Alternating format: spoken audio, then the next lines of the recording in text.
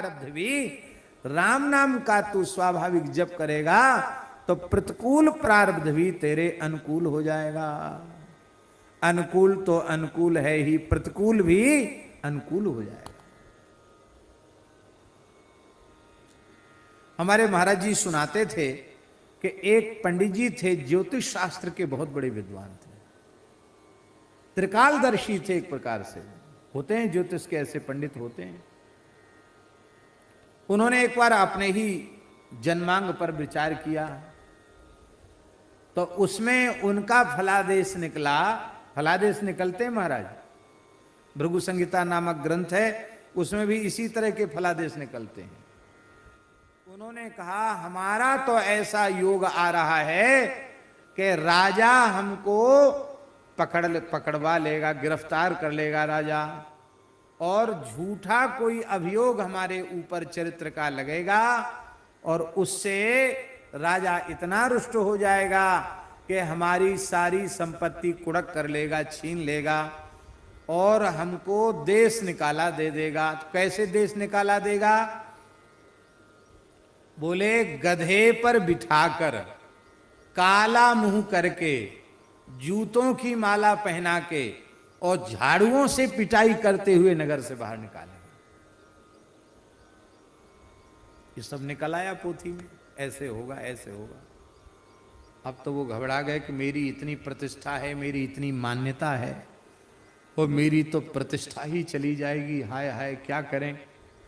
तो वो एक संत के आश्रित थे, वो गुरु जी के पास चले गए। ऐसे समय में गुरुओं की जरूरत पड़ती है।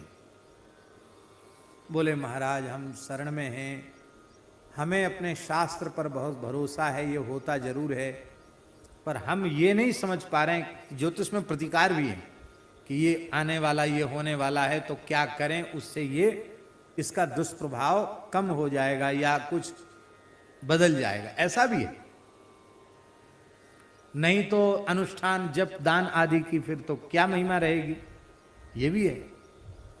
लेकिन हम ये समझ रहे हैं कि ये इतना प्रबल ग्रह योग आया है कि हमको ये अपमान भोगना ही पड़ेगा। तो आप ही कृपा करके हमको कुछ बताओ जिससे हम इस संकट से बच जाएं।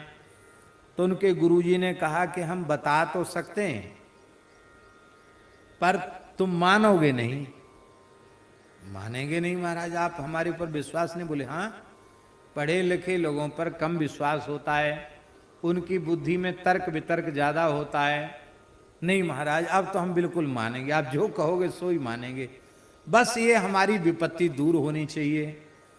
तो उन्होंने कहा तुम ज्योतिष का काम बंद कर दो कुछ समय के लिए। ये घटना 4 महीने के भीतर घटित होनी है ना? हाँ 4 महीने के भीतर। तो तुम 6 महीने का मौन होकर राम नाम जप का अनुष्ठान ले लो। 6 महीना हम किसी से मिलेंगे नहीं, अपने ही घर में रहकर अहरनिश राम नाम का जप करेंगे, बस ये निश्चय कर लो। ठीक है। अब महाराज उन्होंने ज्योतिष का काम बंद कर दिया, पंडिताई का काम छोड़ दिया और प्रेम से वो भजन करने लग गए, राम राम करने लग गए। और आर्त व्यक्ति जब भजन करता है तो उसमें तीव्रता थोड़ी अधिक होती है, खूब तीव्रता से भजन करने लगे। बड़ा सुख मिला, बड़ी शांति मिली। अब महाराज जी जैसे ही वो समय आया, कौन सा समय? वो जो संकट आना था, गधे पर बैठ के घुमाना था, सब कुड़क होनी थी, संपत्ति नगर से निकालना था, वो प्रारब्ध भोग का जैसे ही समय आया कि एक दिन पंडित जी राम राम कर रहे थे, राम राम करते करते थोड़ी सी झपकी लग गई, नींद आ गई। और जैसे ही झपकी लगी तो उन्होंने क्या देखा कि सिपाही, राजा के सिपाही,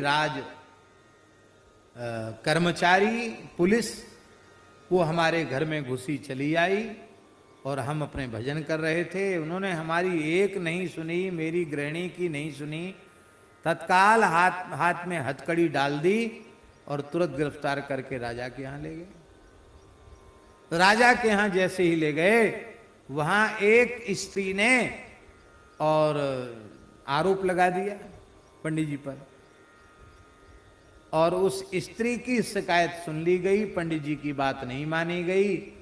और राजा ने कहा कि हम तो तुम्हें बहुत भला समझते थे, पर तुम इतने नीच और दुष्ट निकले, तब ब्राह्मण हो, मृत्युदंड तो तुमको नहीं देंगे, लेकिन बहुत धन कमाया हमारे राज्य में रहकर, सब संपत्ति छीन लो उसकी, गरीब ब्राह्मणों को बांट दो, और इसको, ये दुष्चरित्र व्यक्ति है, इसका मुंह काला करो, इसको गधे पर बिठाओ, जूतों की माला पहनाओ और झाड़ुओं से पीटते हुए निकालो इसको बाहर।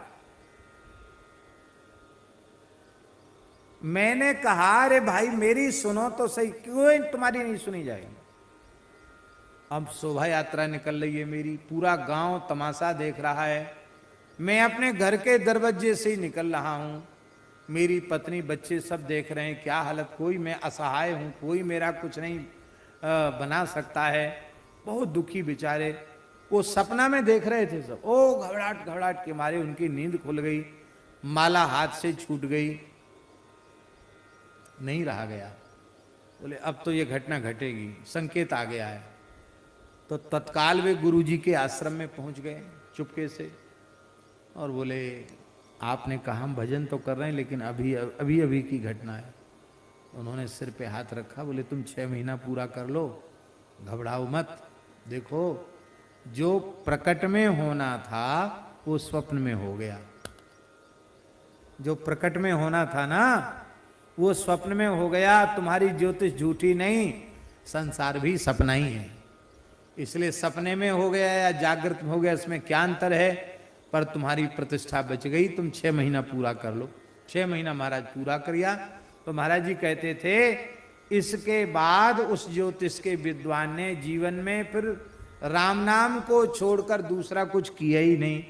बोले महाराज अब सब कुछ समझ लिया, सब देख लिया, समझ में आ गया कि प्रबल प्रारब्ध भी जो प्रत्यक्ष में घटित होना है वो स्वप्न में घटित हो जाएगा। भजन करने वालों की आयु बढ़ जाती है। कितने ऐसे महानुभाव हैं जिनकी हस्तरेखा देखो तो आयु खत्म है। कितनी उम्र है? बोले ज्यादा नहीं, 85 में चल रहे हैं, 86 में चल रहे हैं। अरे आयु तो इनकी बता रही कि 60-65 में टपक जाएंगे। ये 80-85 कैसे चल रहे हैं? ये है राम नाम की महिमा, ये है भजन की महिमा। सब कुछ बदल जाएगा। हमने अभी कहा था ना एक बार संतों से, जैसा हमने सुना कि जन्मांग के 12 भाव होते हैं और 1-1 करोड़ जप से 1-1 भाव की विशुद्धि हो जाती है। प्रेम पूर्वक, विधि पूर्वक, श्रद्धा पूर्वक 12 करोड़ भी मंत्राज का जप कर ले तो उसका जन्मांग बदल जाएगा, उसके ग्रह नक्षत्र ही बदल जाएंगे। ऐसा हमने महात्माओं से सुना है। तो तेरा भाग्य भी बदल जाएगा। विधाता की लिपि जो प्रतिकूल है वह प्रतिकूल फल देने वाली नहीं होगी। बोलो भक्तवत्सल भगवान की जय।